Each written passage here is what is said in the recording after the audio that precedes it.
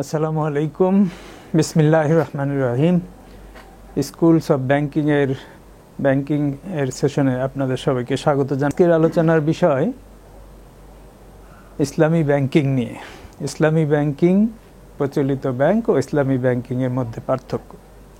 তো ইসলামী ব্যাংকিং মূলত ইসলামী শরিয়া ভিত্তিক ব্যাংকিং, শরিয়ার প্রতি কমিটমেন্ট, সকল কর্মকাণ্ডে সকল পর্যায়ে সুদ পরিত্যাগ করতে প্রতিজ্ঞ একটা আর্থিক প্রতিষ্ঠান।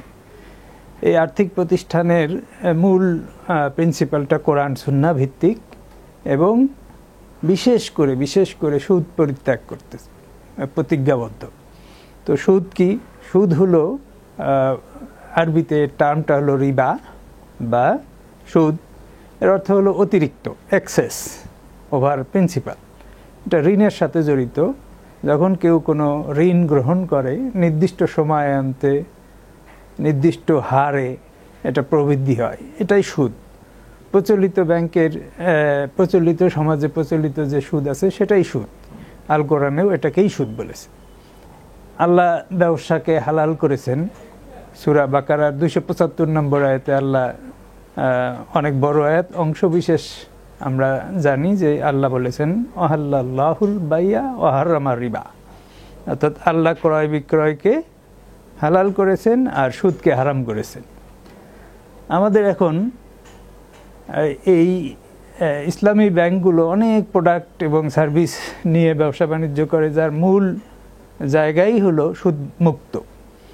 তো যখন গ্রাহক আসবে ব্যাংকে, তখন দুইটা পদ্ধতিতে তাদের ডিপোজিট নেওয়া হয়। একটা হলো মুদারাবা পদ্ধতি, এটা ব্যবসা বাণিজ্যের সাথে সম্পর্কিত। আর একটা হলো আল ওয়াদিয়া, আমানা পদ্ধতি।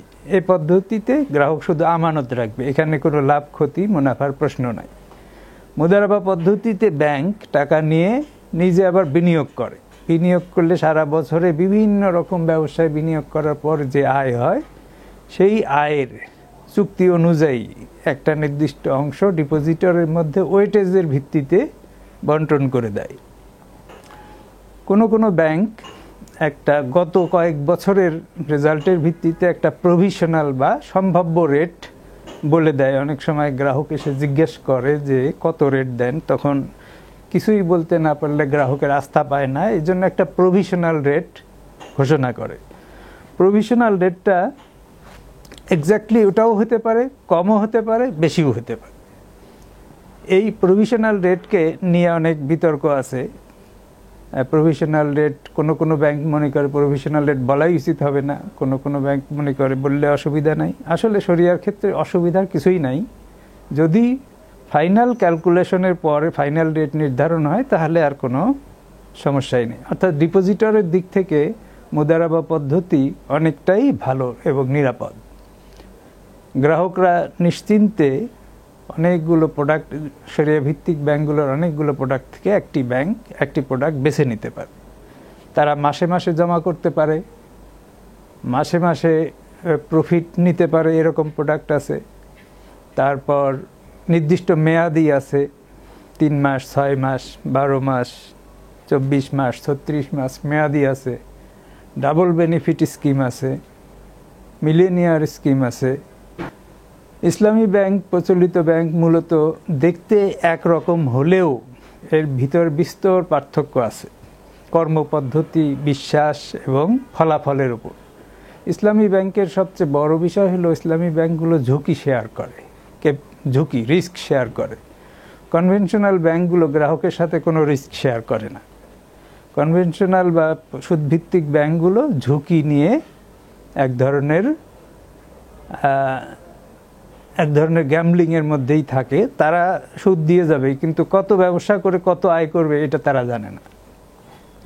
আরেকটা পার্থক্য হলো ইসলামী ব্যাংকগুলো, ইসলামী শরিয়া ভিত্তিক ব্যাংকগুলো কি করে, প্রজেক্ট যেন খুব ভালোভাবে রান করে সেজন্য পুঙ্খানুপুঙ্খ বিশ্লেষণ করে এবং তারা তাদের লাভ ক্ষতির নিশ্চয়তা ঠিক করতে পারে।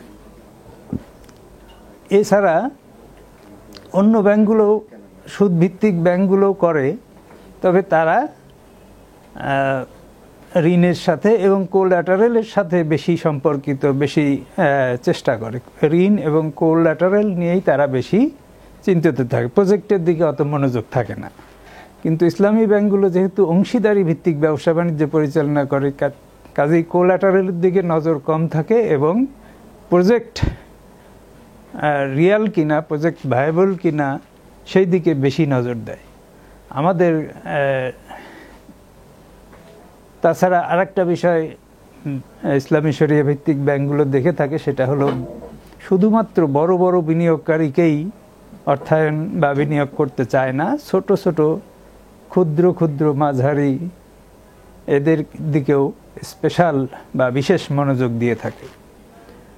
এই সমস্ত কারণে সমাজের জন্য ইসলামী ব্যাংকিংটা বেশি উপকারী বা বেশি প্রয়োজনীয় এবং এতে কোনো ক্ষতিকর উপাদান থাকে না। সঠিকভাবে পরিচালিত ইসলামী ব্যাংক ব্যবস্থা সমাজের জন্য অনেক কল্যাণ বয়ে আনে। আর অন্যদিকে সুদভিত্তিক ব্যবস্থা কিছু মানুষকে এমন ক্ষতিগ্রস্ত করে, তারা দিন দিন গরিব হয়ে যায়, শোষিত হয়ে যায়, ভূমিহীন হয়ে যায়, যার ফলে সমাজে একটা নেতিবাচক প্রভাব বিস্তার করে। একজন মানুষ যখন ব্যাংকে আসে তখন সে অনেকগুলো প্রোডাক্ট থেকে একটি প্রোডাক্ট বেছে নেয়। তো প্রচলিত সুদভিত্তিক ব্যাংকের আসার সাথেই বলে দেয় কত রেট, অর্থাৎ সে 1 লক্ষ টাকা 10 লক্ষ টাকা রাখবে, রেখে মাসে মাসে কত টাকা পাবে আগেই বলে দিতে পারে। এটা কোনো ব্যবসায়িক ফলাফলের উপর নির্ভর করে না, তারা যা নির্ধারণ করে দিয়েছে সেটাই পেয়ে থাকে। অন্যদিকে ইসলামী ব্যাংকগুলো বলে বছর শেষে হিসাব নিকাশের পর আপনার প্রফিট নির্ধারণ হবে। এই প্রফিট বা মুনাফা এটা নির্ধারণ করতে গেলে সারা বছরের ব্যবসা বাণিজ্যের হিসাব নিকাশ করে নির্ধারণ করতে হয়। অন্যদিকে সুদভিত্তিক ব্যাংকগুলো বছরের শুরুতেই প্রথম দিনেই তারা কত সুদ দেবে সেটা বলে দিতে পারে। এটা হলো একটা পার্থক্য। আর দ্বিতীয় পার্থক্য হলো ইসলামী ব্যাংকগুলো কোনো ক্ষতিকর বা হারাম অথবা আইনে নিষিদ্ধ এরকম কোনো প্রোডাক্টে বা সার্ভিসে ব্যবসা করতে পারে না।